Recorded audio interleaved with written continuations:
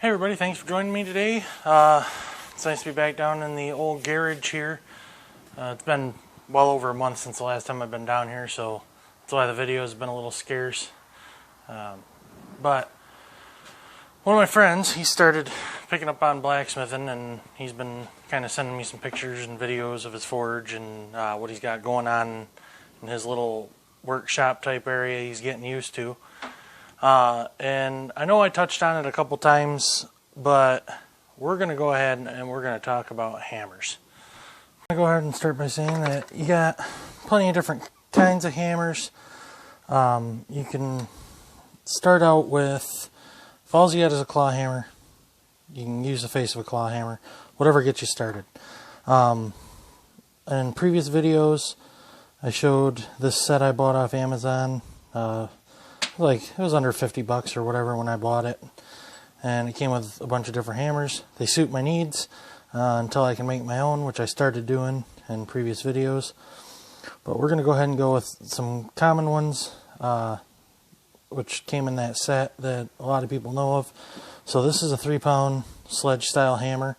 You can kind of tell at the bottom here that it's domed, but I kept this side flat, and I just took that little tiny lip off the edge. This is a really good starting hammer if you got one of these. You just round the edges, and we'll go ahead and go through what this does and makes a difference. We're going to go ahead, hopefully it's in view here. So you have flat face hammer. So of course when you hit steel, it's, as long as you hit it flat, it's going to leave a flat impression on the steel. So we're going to go ahead and go to this side, the rounding side, which is just slightly rounded and domed over. Now when you hit the steel, you're going to go ahead and leave an impression like this from that part of the steel, or the hammerhead. And depending on how you grind it, the head will be different, or the PSI will be different, and you'll be able to move more steel. You can also leave different kinds of indents in your steel to move it in different ways. So, that being said, we went from a flat to rounded. We'll go ahead and talk about peens. So this is a cross peen hammer. So this came in the set. I ground the little edges off here because this thing was leaving serious marks in my work. Didn't like it.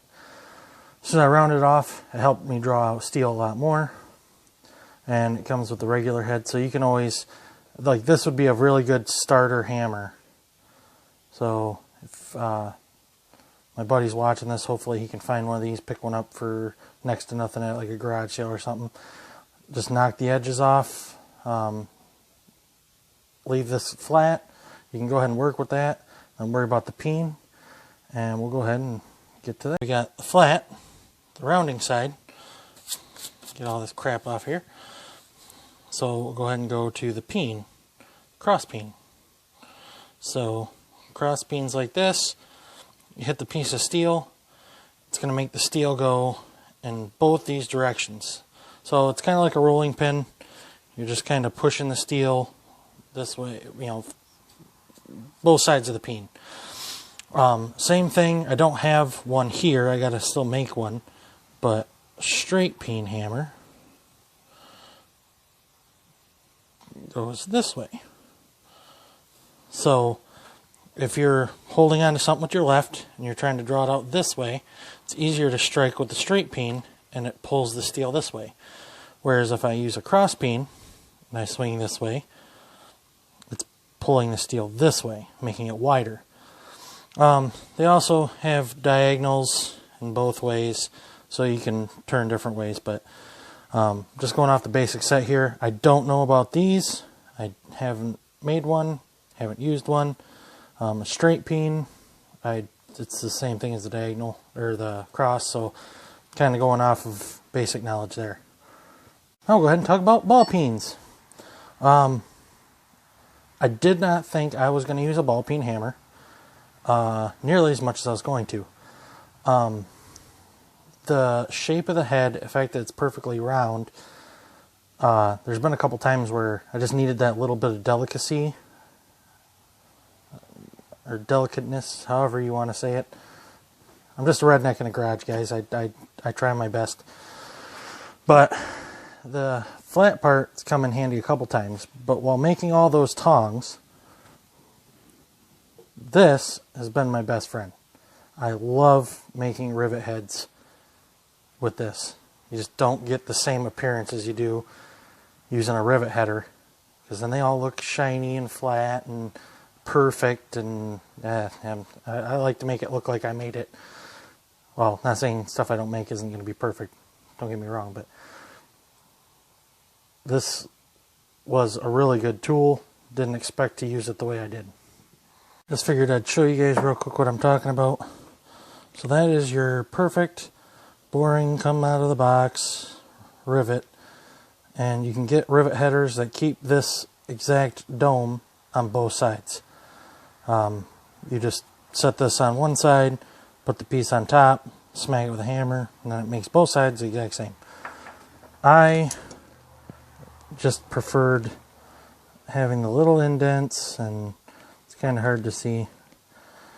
And I'm getting better at getting the edges domed, but I like the way this looks better. It looks made, like handmade. Go back to the little ball peen here real quick. So this one, oh, that had oil on it. Oh well. So that, we'll say, hits right in the center of the steel, and that goes in every direction.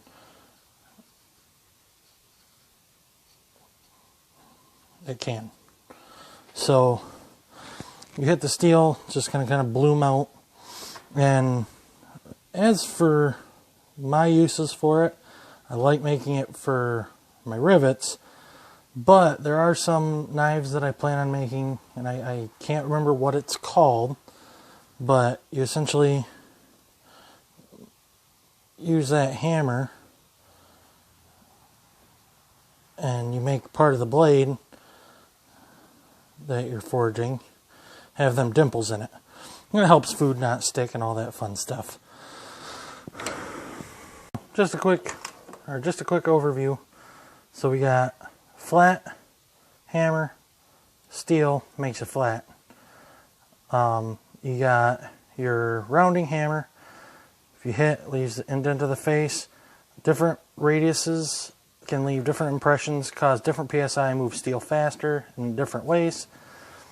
You have your cross peen hammer, which when you hit the steel, forces the steel to move pretty much up or down compared to the peen.